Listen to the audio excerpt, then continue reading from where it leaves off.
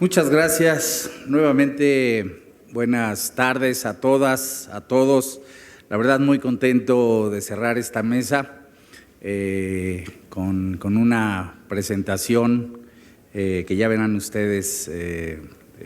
Es nuestro cierre con broche de oro, como se dice, de Enrique Ortiz. Ahora lo presento. Y después de su presentación vamos a abrir la mesa a comentarios, a preguntas y vamos a ir cerrando el doctor Azuela y su servidor. La verdad, hacer un resumen, una síntesis, una relatoría de todo lo que las discusiones, la información que hemos tenido durante estos 3 días, pues es muy difícil, la estaremos procesando. Espero que todo el mundo esté muy satisfecho con las distintas presentaciones, planteamientos que se han hecho, no solo desde acá, yo diría, sino intercambiar reflexiones, puntos de vista con todos ustedes, y de veras les agradezco mucho esta posibilidad, este tiempo que se han dado de acompañarnos tanto al Instituto de Investigaciones Sociales de la UNAM, a la PAOT y a los distintos convocantes. Igual reiterar el agradecimiento a nuestros invitados extranjeros, que si los ven ahí en el café y demás, aprovéchenlos porque se nos van pronto. Así que muchas gracias por su participación, y sin más, y con una muy breve referencia a la semblanza de Enrique Ortiz, le daré la palabra. Él es doctor y maestro en estudios sociales y licenciado en ciencia política por la UAM Iztapalapa. Por 11 años fue… ¿No? Entonces me lo pusieron aquí mal, perdóname. Ya me están dando títulos. Ya le estamos dando títulos que no tiene, y entonces… Sí. Perdón, Enrique, ya, sin más. En fin, el arquitecto acaba de ser reconocido hace poco con el Colegio de Arquitectos, el premio de la Asociación de Ingenieros Arquitectos de México. En fin, Enrique es una persona que tiene mucho tiempo trabajando con estos temas. Por favor, arquitecto.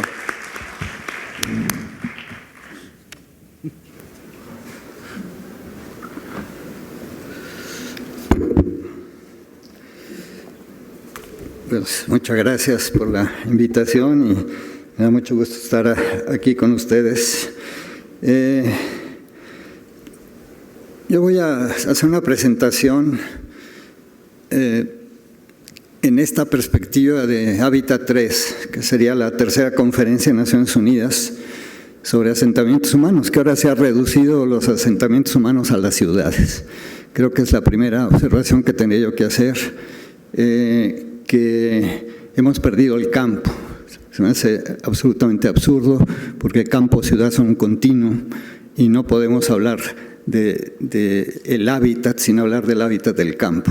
Es la primera reivindicación y el primer dilema que estamos enfrentando frente a este reduccionismo y ante situaciones gravísimas que están pasando en el campo, con el despojo de tierras, de lugares, de la gente, de sus lugares sagrados, de muchas cosas, ¿no?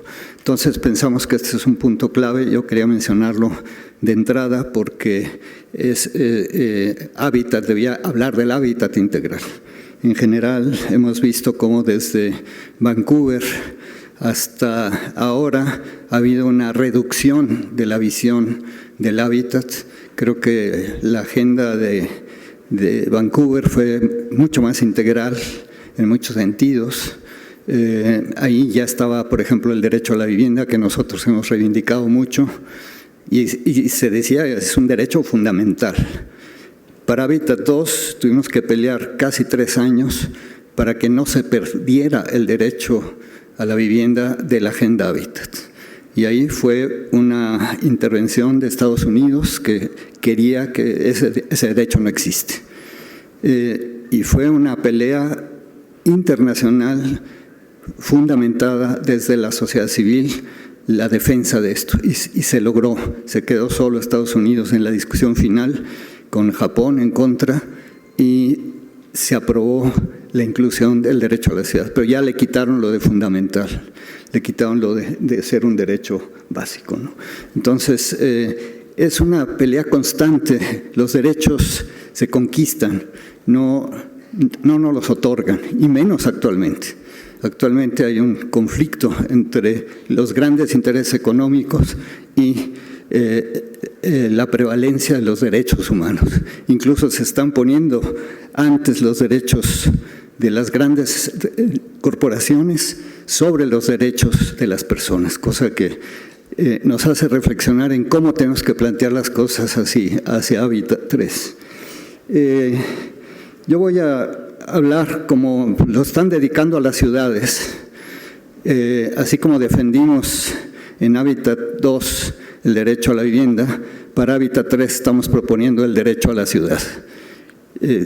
Pero en esa perspectiva que les digo de que entendemos ciudad también en esta vinculación con el campo, por supuesto, pero lo estamos enfocando a esto como una reivindicación fundamental en este momento. Entonces voy a platicar un poco de por qué y los dilemas que tenemos, cómo los enfrentamos y qué nos falta para hacer viable este derecho, para hacerlo reivindicable por la gente, o sea, que tenga valor legal, reconocimiento por Naciones Unidas y reconocimiento en las constituciones de los países. También es una iniciativa de organizaciones sociales, es de la sociedad civil que ha venido construyéndose desde la cumbre de la Tierra en Río en 1992. Ahí se empezó a trabajar esta temática y después, en el marco del Foro Social Mundial, se inició la construcción de una Carta Mundial por el Derecho a la Ciudad, que tiene dos versiones, una de 2003 y después se incrementó con algunos conceptos y hay una versión de 2005 que tiene que ser revisada. Hay muchos elementos que tienen que precisarse, pero que ha sido una inspiración para muchísimos instrumentos a nivel internacional y un posicionamiento de la sociedad, sobre todo la sociedad que está defendiendo derechos, encuentra en esta carta elementos para su lucha. Es una carta que de alguna manera decimos es una carta de vuelo, más que mientras no se ha reconocido este derecho, es más una orientación de hacia dónde ir, cómo manejar en un concepto más integral la cuestión de los derechos humanos en el territorio. Bueno, yo parto aquí de algunas cuestiones generales que muchos de ustedes ya conocen, pero bueno, aquí puse esta foto del centro de la ciudad, este rescate de nuestra cultura con una fuerza, con un vigor, que eso es algo que tenemos que tener presente. O sea, no tenemos por qué estar esperando que nos vengan a resolver las cosas de otro lugar. Aquí hay una energía, una tradición, una fuerza cultural que es lo que nos da la base para poder establecer una lucha para defender nuestras ciudades. Estamos viviendo tiempos de muchas contradicciones, tiempos de cambio, incluso estamos hablando de nuevos paradigmas, estamos hablando de una nueva perspectiva civilizatoria, un cambio profundo. Pero por un lado se está dando esta concentración del poder económico en grandes corporaciones y en la parte urbana esto está teniendo impactos muy fuertes. Tanto en la parte urbana como en la sobreexplotación de la naturaleza, ¿no? Y en la vida en general, en el hábitat de la gente, para no ir a todos los demás temas que están siendo afectados. Esto está generando contradicciones muy fuertes y yo marco aquí algunas simplemente para tener un contexto, ¿no? Esta cuestión de ciudadanos sin ciudad. O sea, gente que para ser ciudadano tienes que tener derechos. Entonces, gente que tiene todos los derechos, pero que niega a la ciudad, que se encierra, que cierra calles, que pone púas, barras, policías, perros y barreras para encerrarse en la ciudad, supuestamente para protegerse. Y por otro lado, ciudades sin ciudadanos, enormes espacios urbanos, sin servicios adecuados, sin comunicación adecuada, lejos de los centros de trabajo, con una enorme precariedad que han proliferado en todos los países pobres del mundo, ¿no? O más bien que pobres, ni subdesarrollados, ni eso. Yo prefiero usar la palabra que decía el que inició toda esta cosa de hábitat de Naciones Unidas, un colombiano, ahorita no me recuerdo su nombre, pero decía los países mal pagados, ¿no? Tenemos esta contradicción entre ciudades competitivas, enclaves de la globalización. Este es Santa Fe aquí, y unos kilómetros de ahí está este otro lugar, en las Golondrinas, que es un asentamiento irregular, peligrosísimo, precario, que es la imagen de ciudad que estamos construyendo. Se están haciendo macroproyectos supuestamente para la vida mejor, y a costa de esto estamos desplazando gente que pierde lo poco que tiene, que se aferra a un postecito como en esta foto. La destrucción de los lugares, de sus apoyos, de su cultura, de su vida. Todo esto se hace a costa de esto. Aquí atrás de esta gran macroproyecto aquí en Santa Fe está la cooperativa Palo Alto, que ha logrado mantenerse ahí 45 años gracias a su forma de propiedad, a su organización y a la solidaridad que ha despertado a nivel mundial. Tenemos millones de casas abandonadas y millones de personas sin hogar.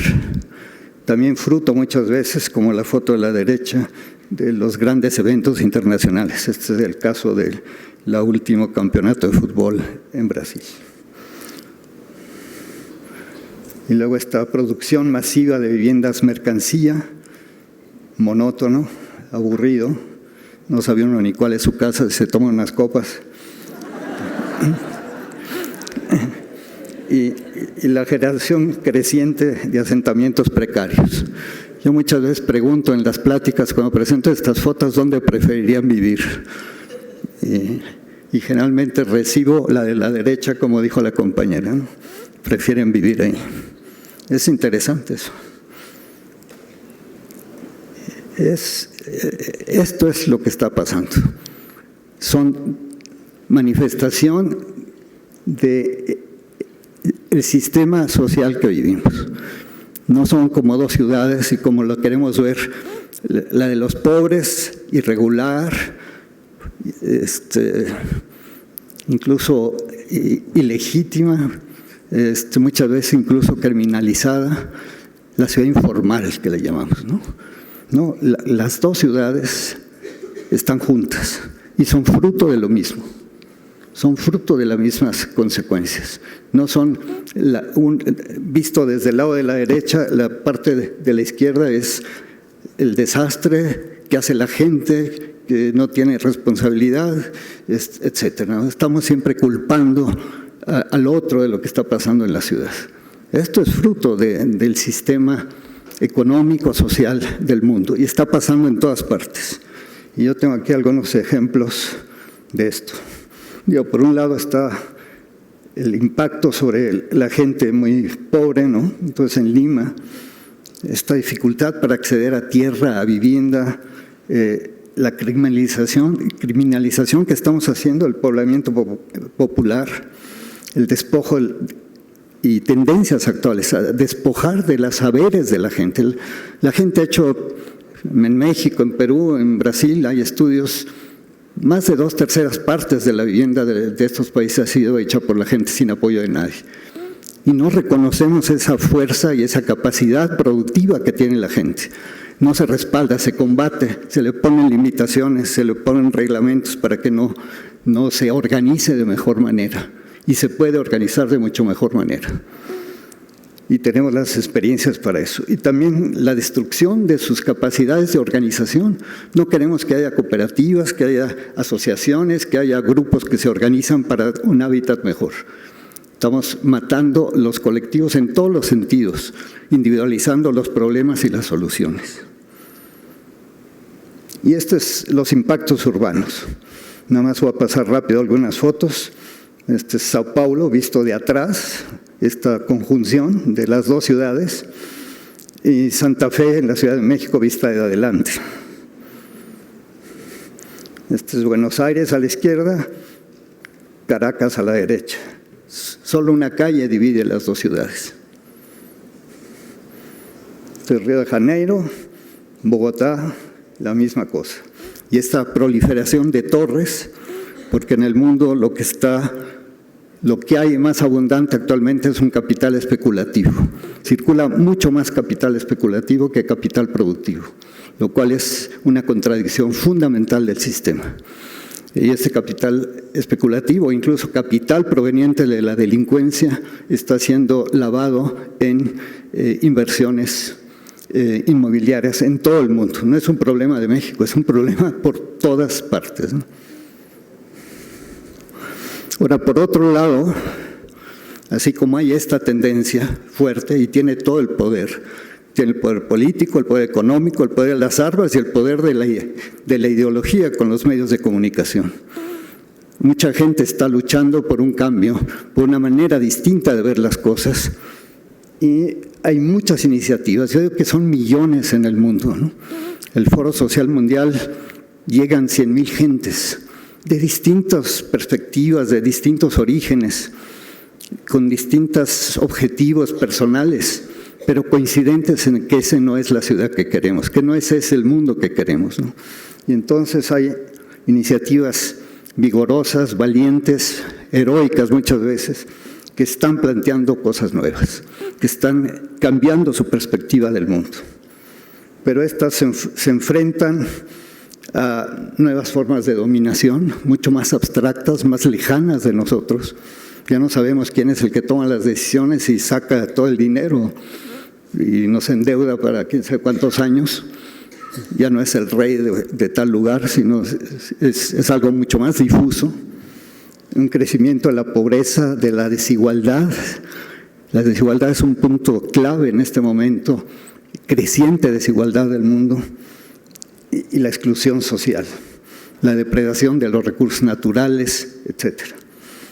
Esto se refleja en múltiples. Esto es una síntesis muy breve para poder avanzar en otras cosas, pero hay múltiples crisis interrelacionadas actualmente, todas interrelacionadas. Al sistema solo le preocupa la crisis económica, pero hay desde crisis de valores, donde hemos puesto la competitividad, el lucro, la acumulación como valores supremos, y hemos sacado al ser humano y a la naturaleza del centro de nuestra ética. O sea, hay un punto clave del asunto. La crisis ambiental, energética, no voy a detener a decirles, sino simplemente que todas están interrelacionadas. O sea que es un conjunto de crisis que de alguna manera nos va apuntando a lo que ya se denomina una crisis civilizatoria, que está implicando la necesidad de enfrentar con claridad hacia dónde vamos como seres humanos, como responsables de lo que pasa en este planeta, nuestra única nave posible, ¿no?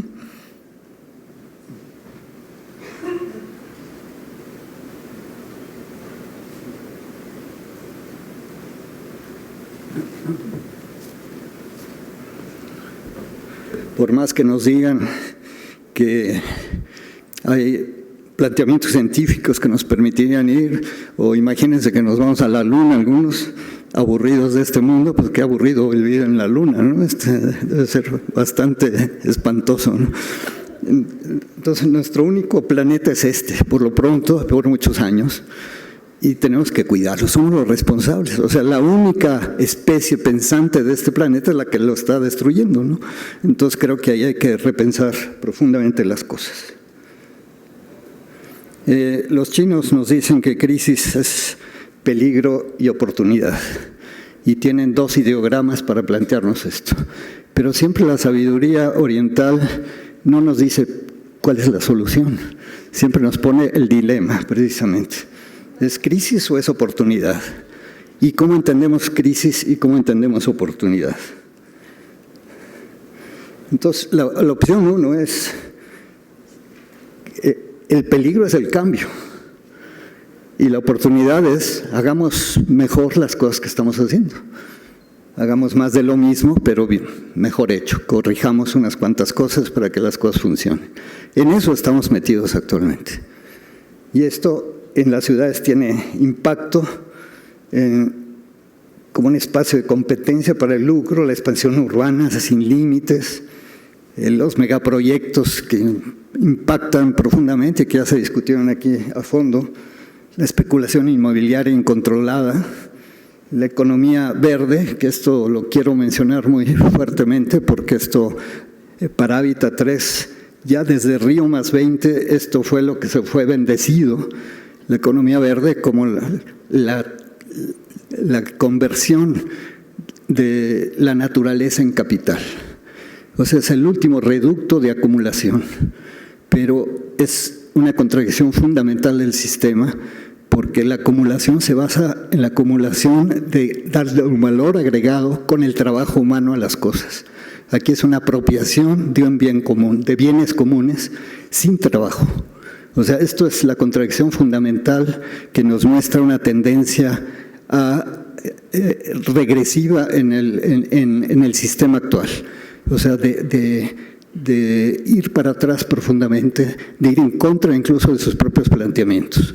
Y esto está teniendo impactos fuertísimos, sobre todo en el campo, con esta proliferación de zonas mineras, de zonas prácticamente de despojo de tierras de las comunidades indígenas, de las comunidades cercanas a los mares, de la producción de los bosques, de la producción agrícola tradicional, de los bosques, de todo esto hay un despojo profundo con mucho sufrimiento humano, y esto hay que repensarlo profundamente.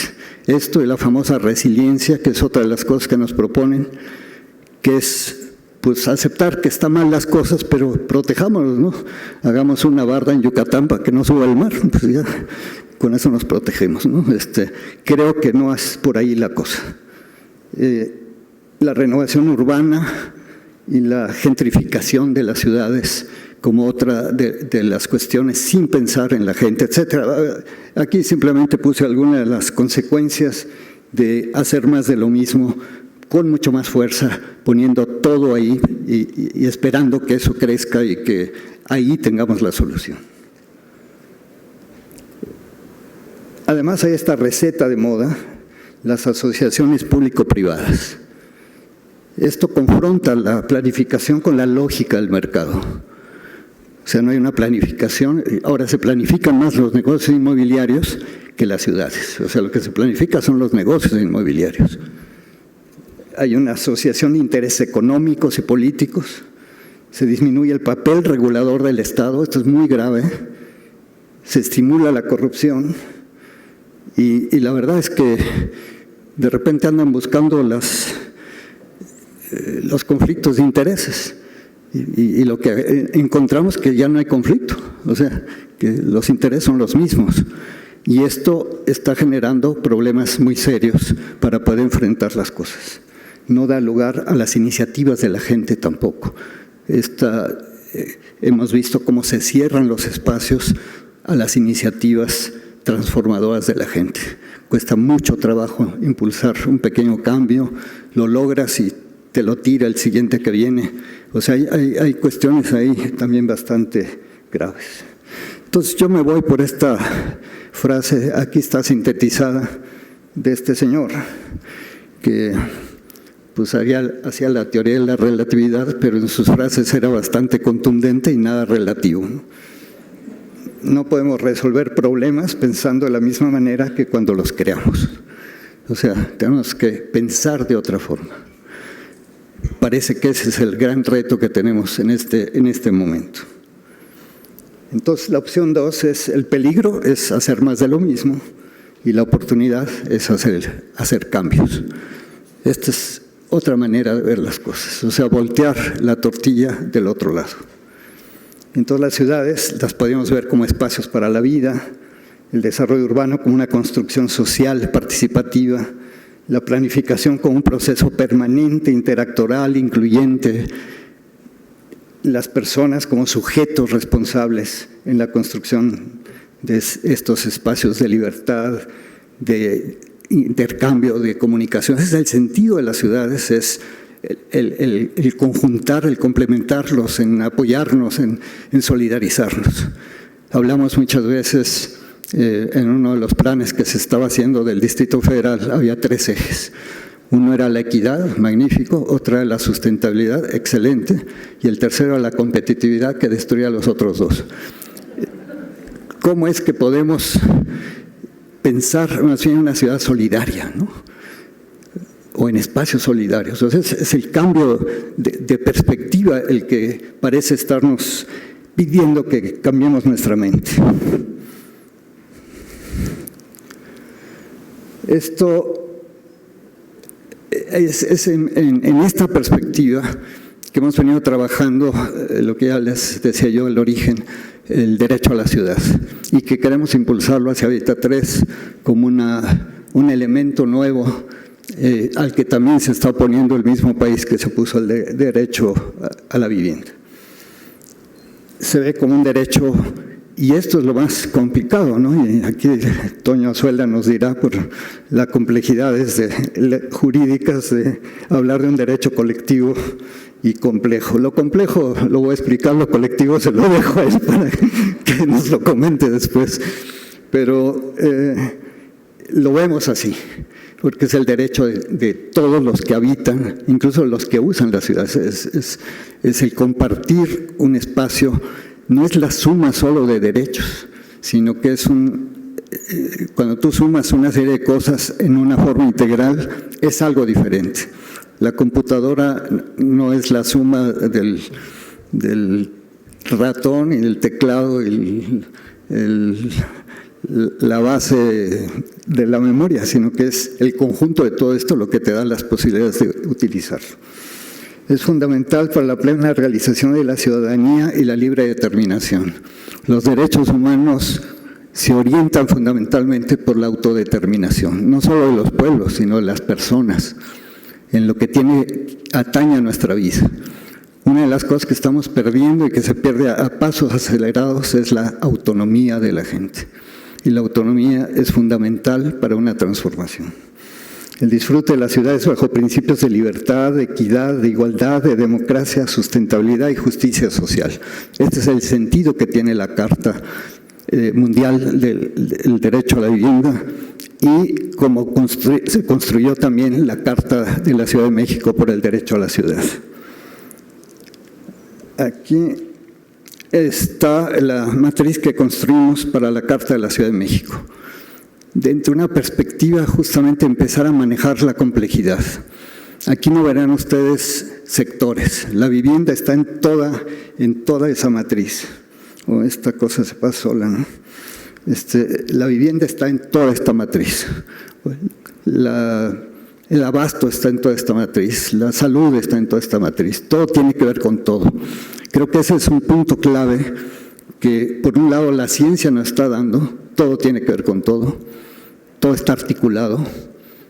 Pero nosotros, seres humanos, somos parte de la naturaleza, no somos los dueños de la naturaleza. Esto cambia el concepto. Nos lleva a manejar la complejidad. Aquí lo que tratamos es empezar a entrar a ese toro, relacionando todo con todo en la medida de lo posible. Y por un lado, en la parte de la izquierda pusimos los sueños de la ciudad. Queremos una ciudad democrática, incluyente, sostenible, en lo económico, en lo social, en lo ambiental, una ciudad productiva, una ciudad educadora, esto es muy importante, ahorita lo comento, y una ciudad habitable, que tiene que ver con los desastres, segura ante la violencia, saludable y sobre todo convivencial, aceptando la diversidad cultural como uno de los valores fundamentales de una ciudad. Esta que decía Manuel Perló, de esta convergencia de tantos diferentes. Nuestra ciudad no es una ciudad, son muchas ciudades. Y esto tenemos que armonizarlo, tenemos que aprender a valorarlo y no a discriminarlo. El marco azul nos da dos cosas, porque después voy a explicar un poco los fundamentos estratégicos, pero lo que nos está dando es cómo construimos ciudadanía. Por un lado, la ciudadanía no es solo que puedas votar, o sea, la democratización de la sociedad al nivel más profundo posible, pero también para ser ciudadano tienes que tener derechos. Son las dos cosas que se conjuntan y son los que enmarcan esta matriz. Y es la democratización profunda de todos los espacios de gestión de la ciudad al nivel más alto posible que podamos conquistar como sociedad. Y la otra es el ejercicio pleno de los derechos. En la Carta de la Ciudad de México metimos los derechos existentes, pero también los que sueña la gente. Esa parte de la izquierda surge de la Asamblea Mundial de Pobladores que se organizó en el año 2000, a principios de este siglo, que se realizó conjuntamente con el Movimiento Urbano Popular y que tuvimos presencia de 32 países, gente de base de las comunidades organizadas de 32 países. Y ellos trabajamos sobre esto. Y esa es la base sobre la cual se empezó a construir estos sueños. Ahora, todo lo que está en medio de la matriz son las interrelaciones. Y a veces, si ustedes leen la carta, parece que se repite, porque se repite cierta cosa, pero se correlaciona con otra cosa distinta. Estas correlaciones son las que nos van aproximando. Es un primer ejercicio que podemos ir mucho más a fondo para ir correlacionando todo con todo. Y esto nos lleva a cambios muy interesantes que voy a ir comentando. Todavía aquí la ciudad educadora resulta fundamental. Si lo concebimos no solo como la educación cívica de quienes vivimos en ella, que lo hemos perdido totalmente, sino también el cambio cultural que implica esta segunda opción o este segundo dentro del dilema de cómo manejar crisis y oportunidad, de ver la crisis, de ver la oportunidad como el cambio, está implicando precisamente un cambio cultural que es lo más difícil de obtener y en lo que tenemos que empezar a trabajar profundamente.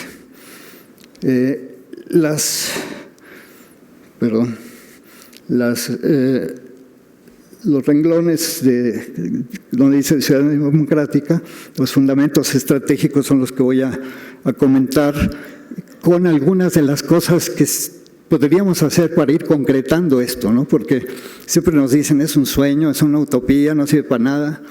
O sea, tenemos que hacer cosas más concretas.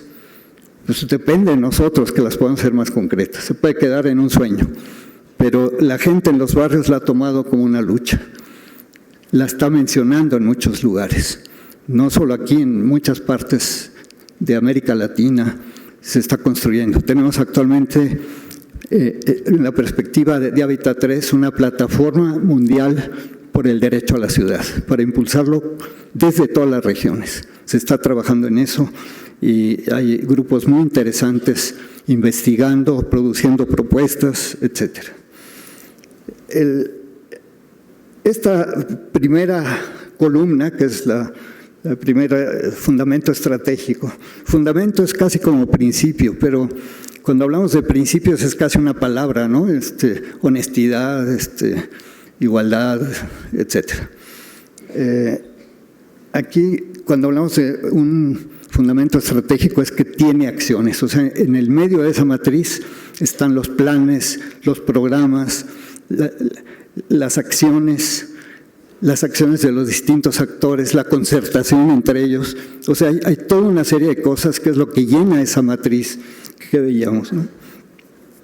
En esta realización de los derechos humanos La primera cosa que tenemos que luchar es el reconocimiento del derecho a la ciudad. Y esto tiene, sobre todo, connotaciones difíciles cuando lo planteamos como un derecho colectivo. Esto tiene que hacerse en el marco de Naciones Unidas, pero también en las constituciones. Ecuador ya lo puso en la Constitución, pero atrás de ponerlo en la Constitución de Ecuador no hubo un proceso social. Entonces ahora no saben qué hacer con él. Aquí en México hay un proceso social, pero no saben qué hacer con él en las decisiones. O sea que tenemos que conjuntar ambas cosas, ¿no? Lo primero es reconocer ese derecho. Eso nos da el margen para poder pelear, reivindicar las cosas. Y esto es algo que tenemos que poner mucha atención, mucha creatividad, mucho conocimiento para poder impulsar este derecho a nivel internacional y que quede ya en la Agenda Hábitat, aunque la Agenda Hábitat no le hacen caso a los gobiernos, y ya lo vimos en Hábitat 2, quedaron 2 programitas ahí de todo lo que se dijo, que además fueron opacados por las metas del milenio. O sea, no se hizo nada, no hubo dinero, no hubo mayor organización. Entonces, aquí yo voy a ir comentando en cada eje las cosas que tanto podemos hacer concretamente, como sobre todo lo que son puntos claves a reivindicar en Hábitat 3. Entonces, este reconocimiento del derecho a la ciudad es lo primero. La universalidad de los derechos nos da la base para que sea colectivo, en el sentido de que todos los que habitan la ciudad tienen ese derecho a la ciudad. Pero después voy a mencionar algunas aproximaciones porque hay una dificultad básica para poderlo reconocer así. Hay nuevos derechos que impulsar también, y también se están impulsando. Sobre todo el derecho a la tierra, es increíble. Se reconoce el derecho al agua, se reconoce el derecho al trabajo, a la alimentación, incluso los derechos ambientales han ido avanzando, se están reconociendo, y no se reconoce en Naciones Unidas el derecho a la tierra. Es curiosísimo. Y a lo mejor el origen está en que me decía alguien que la primera escritura cuneiforme que hay en el mundo es la venta de un terreno, o sea que lo volvimos mercancía desde esa época, ¿no? Y ya por eso ni siquiera pensamos que es fundamental. Pero cuando vemos esas ciudades duales y queremos ahora hacer ciudades compactas, por ejemplo, ¿cómo va a ser ciudades compactas si no incluyes a los pobres? ¿Y cómo incluyes a los pobres si no tienes política de suelo? O si no conviertes, que sería lo que habría que hacer, un bien común que es la tierra, otra vez en un bien común y no en una mercancía, al libre mercado y a la especulación total, que es lo que estamos viendo en el mundo actualmente. Entonces ahí hay cuestiones fuertes que trabajar juntos para poderlas llevar. Está el derecho también a la energía, el derecho al transporte de calidad, son derechos y muchos otros que se pueden seguir reivindicando. Ahora, ¿cómo podemos darle exigibilidad a esta universalidad del derecho? Por ejemplo, no es tan difícil actualmente decir a quiénes estamos atendiendo. Nosotros nos manejamos en el campo de la vivienda, pongo el ejemplo. Estamos atendiendo a ciertos sectores sociales, pero hemos dejado fuera precisamente porque este concepto de universalidad de los derechos nos hace ver que los derechos son para todos, no para el que pueda comprar. Entonces, ¿cómo atendemos a los que no pueden comprar o a los que necesitan un apoyo para poder comprar o para poder producir su propia vivienda, que es lo que hacen los pobres y que pueden hacerlo de mejor manera? Entonces, eso nos plantea toda una serie de cuestiones muy interesantes. Pero podemos exigir que haya programas para el conjunto de la sociedad, no solo para el que puede pagar. Y esto también tiene sus bemoles. ¿Cómo le vamos a hacer? Dentro de la concepción mercantil es muy difícil. Dentro de la concepción social no es tan difícil. Y lo hemos mostrado que es posible. Y si hay los apoyos necesarios, esto va a tener posibilidades muy grandes. Después lo sigo comentando un poco. El segundo eje estratégico, bueno, ya no pinta esto, sí. es la función social de la ciudad, del suelo y la propiedad. Este es un punto fundamental. Esto es lo que tomó Brasil en el Estatuto de la Ciudad como el punto rector del Estatuto. Es el acceso equitativo y asequible a los bienes comunes, al suelo, al agua, al aire, que también lo estamos convirtiendo en mercancía, a los bosques, al paisaje, fíjense. El paisaje se lo están apropiando también unos cuantos. Entonces, todo eso son bienes comunes para la vida, ¿no? Entonces, esta función de la propiedad es fundamental para ir contra la especulación brutal que está habiendo, que llaman capitalismo salvaje urbano, frente al despojo, frente a los desalojos forzados, considerados muy graves por Naciones Unidas, por el sufrimiento que hay en la gente cuando lo despojas de su lugar. Los desplazamientos forzados por las guerras, por las presiones, por cuestiones étnicas, por presiones de todo tipo. Todo esto, ¿cómo lo evitamos? ¿Cómo trabajamos para...? Este es un punto clave que Naciones Unidas sí reconoce, pero que hay que seguir impulsando. México ha sido reclamado insistentemente por los espacios de Naciones Unidas de que lleve un récord de los desalojos forzados que se hacen en el país y no lo ha podido cumplir. Eso lo tenemos que medir para ver cómo se está atacando ese problema. Instrumentos también de planeación participativa y concertada de la ciudad. De eso se ha hablado aquí y es fundamental. Cómo concertamos la planeación que sirva a todos los sectores de la sociedad, ¿no?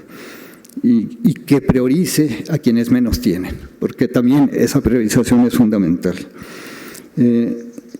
Y ahí tenemos instrumentos que se pueden hacer sin mayores cambios.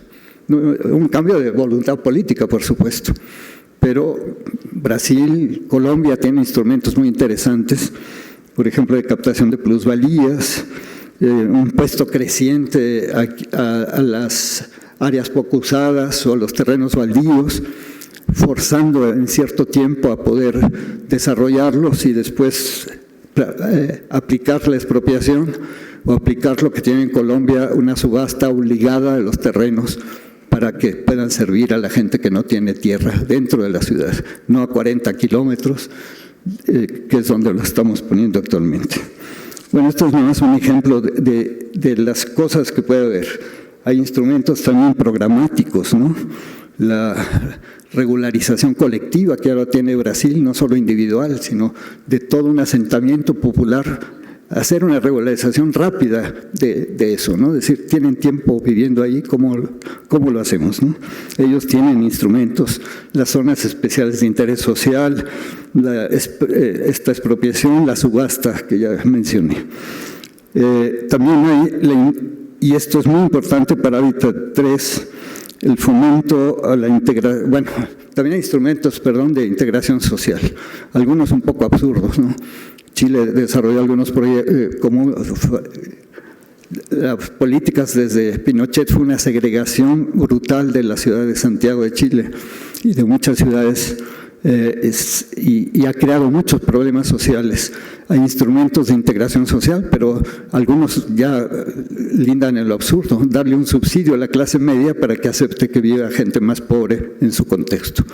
O sea, creo que no es el sentido de la ciudad, ¿no? O sea, en fin.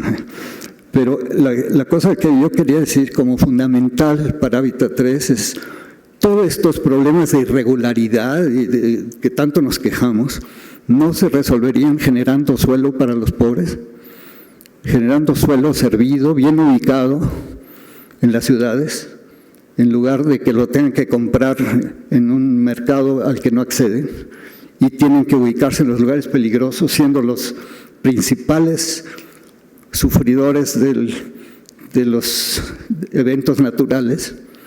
Nos hemos creado problemas de este tipo por no generar suelo donde tiene que estar ubicado, ¿no?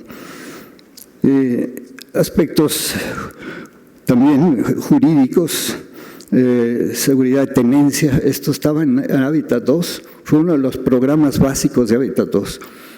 Y seguridad de tenencia, lo que estamos viendo es ese despojo muchas veces de las cosas, la gente pierde sus lugares. Entonces tiene que haber otras formas de tenencia más seguras, ¿no? Y las están ensayadas. Por ejemplo, el uso y goces, donde la propiedad absoluta la mantiene una cooperativa, una asociación. El uso es propiedad de la gente, o sea, podemos decir la tierra es propiedad colectiva, la vivienda es propiedad de la gente, de alguna manera es heredable y no hay fruto, no hay especulación. O sea, en los tres elementos se manejan de otra manera. Y ahí puede haber otras creatividades, pero eso está ensayado en las cooperativas uruguayas, se está haciendo en las cooperativas de Centroamérica. Hay una experiencia muy interesante ahí que hay que explorar y que seguir fortaleciendo en protección de la gente, sobre todo en estos tiempos de especulación brutal. Aquí el único ejemplo que tenemos es Palo Alto, que tiene esa forma de propiedad. Le cancelaron la cooperativa y ahora la cooperativa es la dueña del terreno y está en el limbo, ¿no? Porque ¿quién es el dueño? Entonces hay alguna resolución interesante al respecto, pero sobre todo hay la organización de la gente y han logrado permanecer en esos lugares tan potencialmente especulativos, han logrado permanecer ahí gracias a una forma de tenencia y gracias a su organización, pero también gracias, como decía yo antes, a la solidaridad que genera una cosa tan creativa como esa. Bueno, el otro punto es la gestión democrática de la ciudad. Aquí tenemos que avanzar, y este es otro punto a reivindicar en Hábitat 2, en la generación de espacios más democráticos de gestión de la ciudad. Ir avanzando en esto, y eso también es una conquista.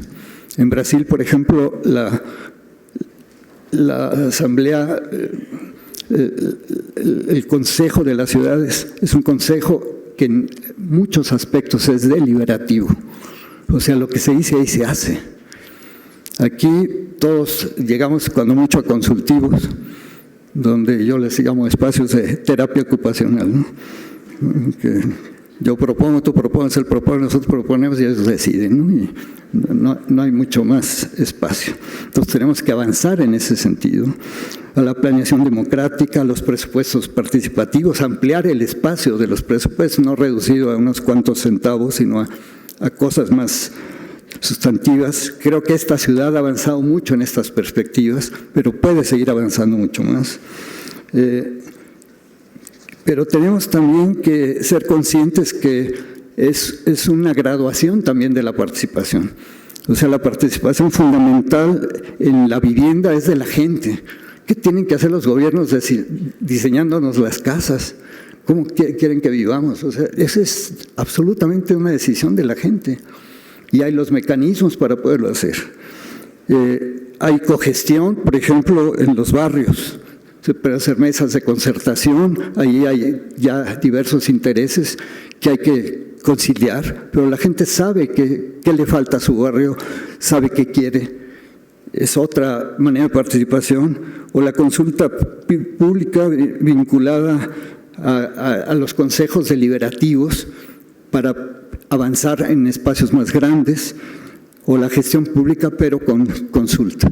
O sea, hay muchos elementos progresivos de participación y lo hacemos al revés. Actualmente la planeación de las ciudades la hacen los inversionistas y la planeación de las casas las hace el gobierno, ¿no? O sea, nos dice cuántos metros tienen que tener y si te pasas de esos metros lo tienes que pagar tú. En el Instituto de Vivienda aquí es el absurdo. O sea, tiene 60 metros, eso está financiado. Si te haces 70 con el mismo dinero, esos 10 los tienes que pagar tú. Es absurdo. Cuando podíamos, justamente en otras formas de producción, en la producción social puedes hacer mucho más con menos dinero, porque la gente está participando, está controlando el dinero, está disminuyendo los costos indirectos profundamente. Y esa práctica la tenemos ensayada. O sea, estamos hablando de que todo esto que estoy diciendo surge de experiencias concretas, pero que cómo las traducimos en prácticas políticas, ese es el gran reto. Y Naciones Unidas tiene que ayudar en esto, y la Agenda Hábitat tiene que reflejar esta lucha de la gente. Esto también nos puede llevar a, cuando hicimos la carta, Ebrard se dio cuenta, nos decía, esta puede reestructurar la manera de operar de un gobierno. En lugar de tanta sectorización, ¿cómo logramos una interdependencia de las dependencias, ¿no? Una acción coordinada de ellas? Y yo todavía digo, ¿quién puede coordinar eso?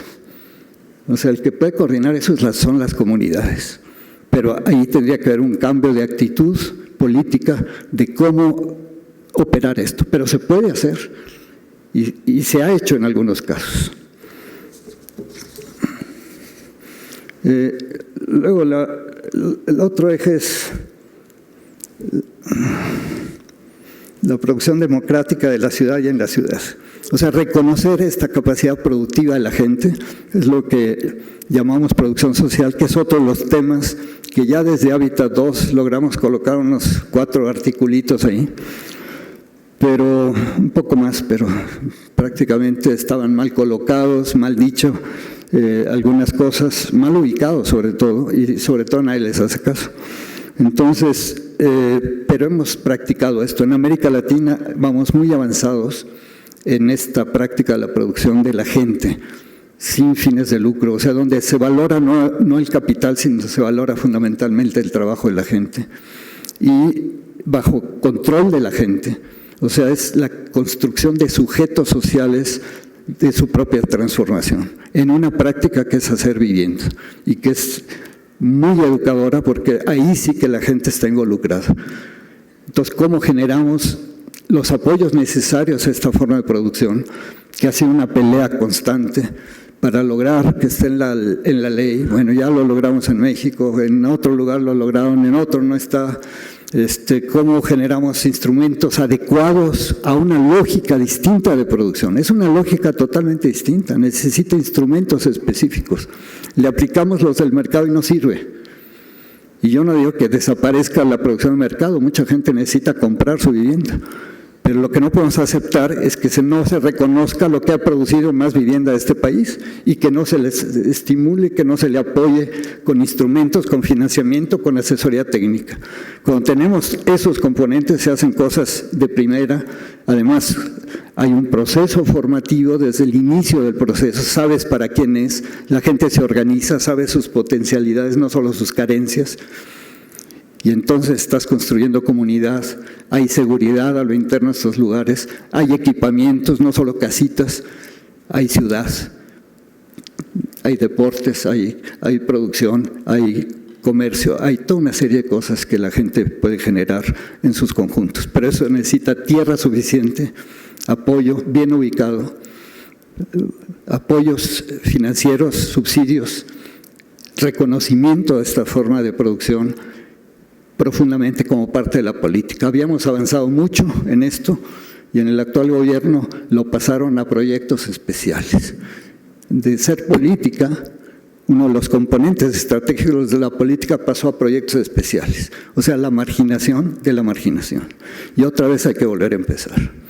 Entonces, afortunadamente ahora hay mucha gente que defiende estas cosas y que lo está haciendo con fuerza, con convicción y sobre todo demostrando los resultados de las cosas. Que eso es la manera como hemos logrado cambiar, demostrando.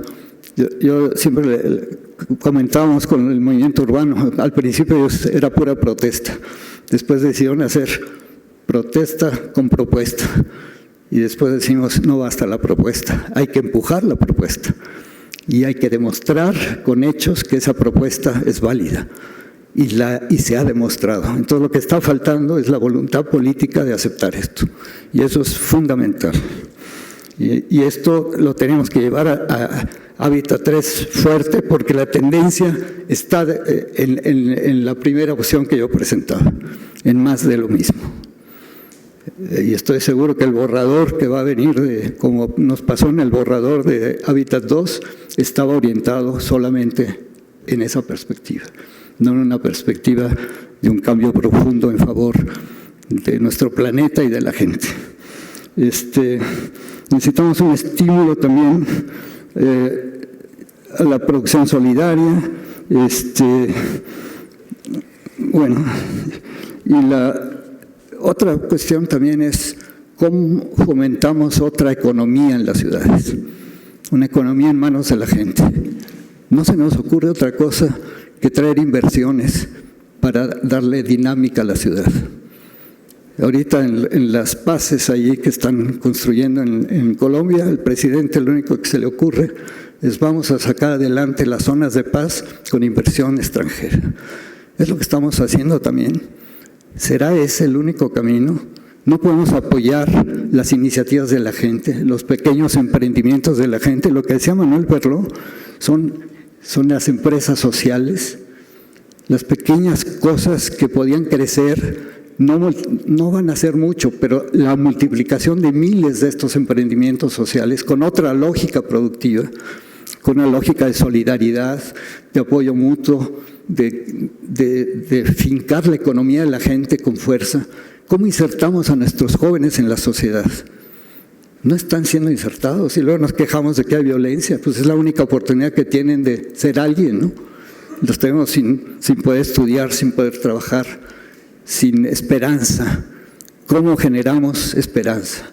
Y eso no puede ser con grandes inversiones que incluso si yo pongo el ejemplo, por ejemplo, de las franquicias, cómo han acabado con las tiendas de la esquina, de Doña Panchita, que le daba hasta fiado a los que conocía, a todo el mundo. Ha acabado con todo. Vayan ustedes a las ciudades del interior, puros Oxxos y puros 7-Ups, como le digo yo. ¿Cómo podemos transformar eso y en lugar de esto darle a la gente aliento para que genere sus propias cosas y las redes necesarias que hay que construir para darle fuerza? O sea, la escala se la damos con millones de experiencias, no con uno haciendo millones de cosas, uno solo acaparando todo, que es la tendencia a la primera opción. La tendencia a la segunda es cómo fortalecemos al conjunto de la sociedad, a todos. Y ahí la prioridad está en nuestros jóvenes, en los que no tienen trabajo, en los que están generando la violencia. No se ataca a la violencia solo con policías, ni mucho menos. Es con oportunidades, con esperanza, con otra manera de ver las cosas.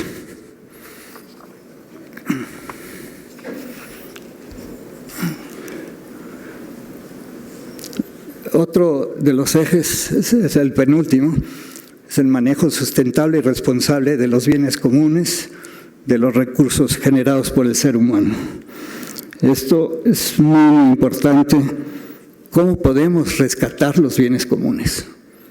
Lo estamos privatizando, haciéndolos disputables y acaparables por unos cuantos.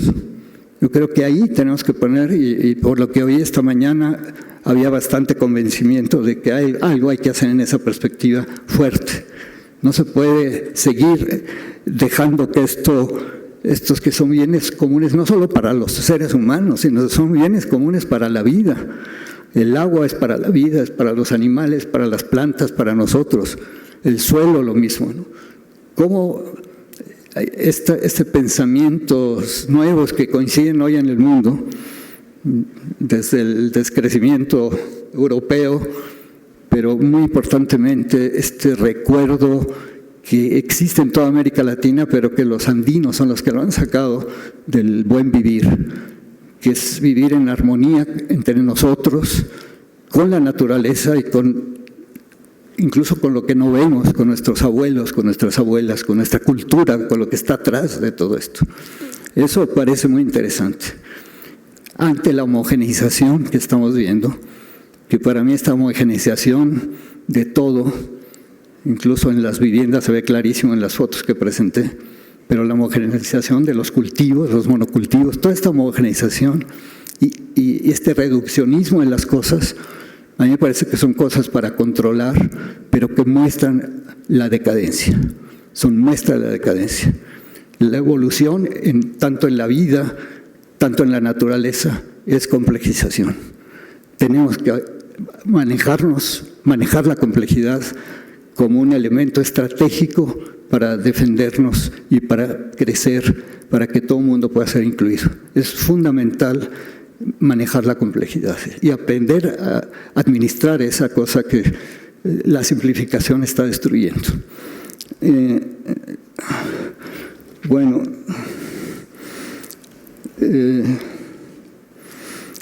aquí en esto estamos un poco al revés, ¿no? Por un lado, estamos colocando a los pobres en las periferias lejanas, que son los que tenían que estar cerca de las fuentes de trabajo. Por eso se abandonan las casas. Simple y sencillamente, te hacen más pobre.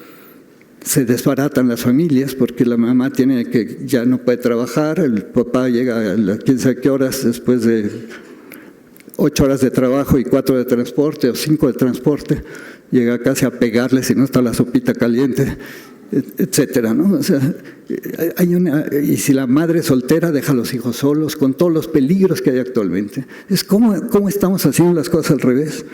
Lo que yo decía también, la planeación de la ciudad la hemos dejado, pero sí queremos decirle cómo tiene que vivir la gente. Estamos al revés. O sea, aquí es fundamental para hacer un manejo sustentable, responsable, cambiar la manera de ver las cosas y entonces no solo de los bienes comunes, sino también de los recursos que son los que genera el hombre con su trabajo. Ahí están los recursos financieros, cómo se usan. Y a mí me parece que ese es el papel del Estado, cuidar que esto se reparte equitativamente y no meterse simplificaría mucho las tareas del Estado, si tiene una perspectiva de derechos humanos en esta noción de cuidar que nadie se eche sobre los derechos de otro, de que todos tengan acceso a las cosas, de que se reparta equitativamente los bienes comunes y los recursos generados por el hombre. Ese papel podría ser muy interesante y darle mucho más papel a la sociedad, a la autogestión, al autogobierno, a esta manera de generar energía social transformadora. Y esto, ¿cómo se lo planteamos Hábitat 3? Es un reto importante para ir avanzando en este sentido, mostrando resultados positivos de ensayos que hay en distintas partes del mundo. Y luego viene todo lo de ecotecnias, agricultura urbana, evitar la urbanización de áreas de protección ecológica, de captación de acuíferos, de alta productividad agrícola. Y yo aquí coincido profundamente en lo que decían los compañeros de Xochimilco. Parece que no nos importa. Es patrimonio de la humanidad y se le han apropiado la corrupción de unos cuantos que meten gente ahí a ocupar las chinampas. Estamos perdiendo uno de los lugares más productivos con tecnología prehispánica. Hasta 9 cosechas tienen ahí de algunos productos al año. Es de las cosas más productivas del mundo.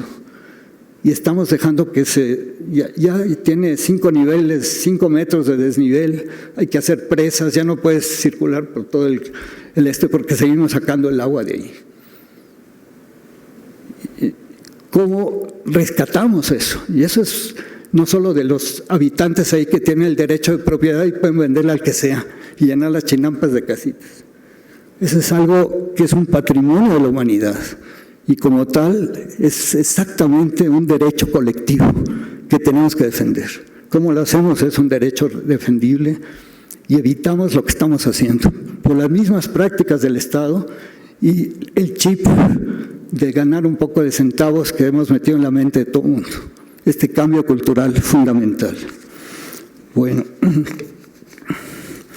finalmente, el último eje es el disfrute democrático y equitativo de la ciudad. Es hacer una ciudad disfrutable y no padecible. Ahora la padecemos, tenemos que hacerla disfrutable. Esto tiene que ver con el transporte, pero sobre todo tiene que ver con el manejo del espacio público. ¿Cómo garantizamos que el espacio público sea público y no privaticemos el espacio como se pretende hacer aquí en la avenida Chapultepec? Nos dicen que están generando espacio público. No están generando espacio público, están generando espacio privado creo que tenemos que cambiar las cosas en esta manera de verlo. El disfrute democrático, el rescate de la gestión participativa del espacio.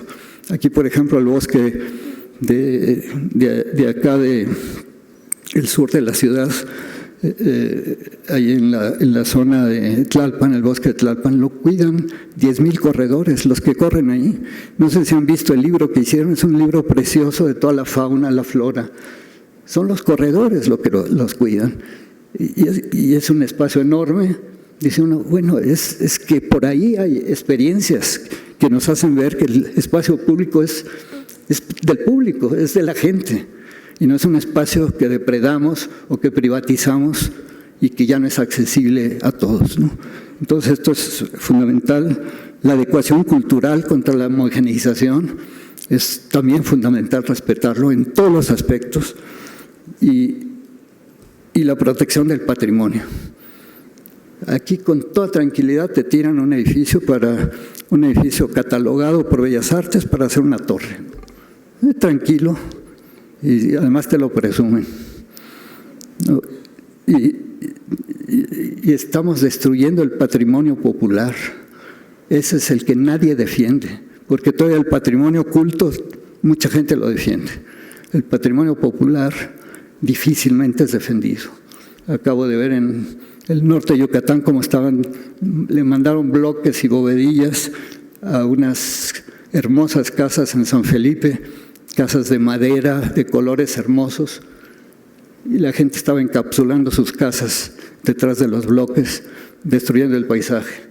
Le digo, no les importa porque creen que no hay dinero atrás de eso, pero piensen, ¿quién va a querer ir a San Felipe? Que lo ponen en todas las guías turísticas a ver Iztapalapa, ¿no? ¿Por qué no le ponen dinero a conseguir la madera que ya destrozaron, pero se puede traer de otros lugares y reparar esas casas hermosas, ¿no? Bueno, eso no lo estamos haciendo. Entonces estas cosas también culturales tenemos que pelearlas en Hábitat 3. Y finalmente yo diría, Toño, tu tarea es que nos ayudes aquí a pensar cómo esto del derecho colectivo. Yo nomás tengo unos puntitos ahí, porque hasta ahora hablé de la complejidad, ahora el otro aspecto de hacerlo colectivo. El principio es que o la ciudad es para todos o no va a ser para nadie. Eso es así de sencillo. O sea, en el momento que no es para nadie, vamos a tener violencia, vamos a tener presiones, vamos a tener peleas por los espacios, disputas, y siempre gana el poderoso, ¿no? Es el derecho a un bien colectivo. También se puede manejar como los intereses de un grupo que defiende un bien público. Esto es más viable para empezar a trabajar. Pero lo que debíamos es tener en mente rescatar los bienes comunes, como bienes comunes, no como mercancía. Eso va a ser muy difícil porque vamos avanzando en fortalecer ese concepto. Leyes nuevas y ningún partido dice nada y ahí vamos, fortaleciendo esa tendencia. Pero tenemos que hacer conciencia de eso, que son bienes comunes para la vida. Y pues trabajemos sobre los bienes públicos, que esos tampoco son disputables, no hay exclusividad, no hay rivalidad. Por ejemplo, un aire sano, todos queremos un aire sano. La contaminación nos afecta a ricos y pobres, no hay nadie que se apropie del aire malo, del aire bueno. Un transporte de calidad, una educación de calidad, el patrimonio natural y construido. O sea, hay elementos con los que podemos ir construyendo esta visión de lo colectivo. Y creo que por ahí podemos buscarle. Y en fin, yo les comento que hay esta plataforma mundial por el derecho a la ciudad que está trabajando, tiene estudios, tiene propuestas. Estamos vinculados, nuestra coalición, con un organismo que es miembro nuestro, pero que es el iniciador de esta idea, que es Polis de Brasil. Y en nuestra página, después podemos decirles cuál es, hay, sobre todo los que están metidos ahí, porque yo no estoy muy metido en este proceso este año, pero les pueden decir cuál es la página donde hay elementos. Y yo con esto quisiera como decir que tenemos que tener ánimo de que podemos hacer las cosas de otra manera, que las estamos haciendo, pero que son invisibles y desarticuladas. Un paso fundamental a dar es cómo articulamos toda esa dispersión de cositas. De lo pequeño es hermoso, que sigue siendo pequeño, porque no hemos sabido articularlo. Dejemos lo hermoso, pero hagamos lo grande, articulando las cosas, superando nuestras pequeñas diferencias para estar juntos en lo que nos une. Y por eso termino aquí con esto. Prefiero hablar de cosas imposibles porque lo posible se sabe demasiado. Gracias.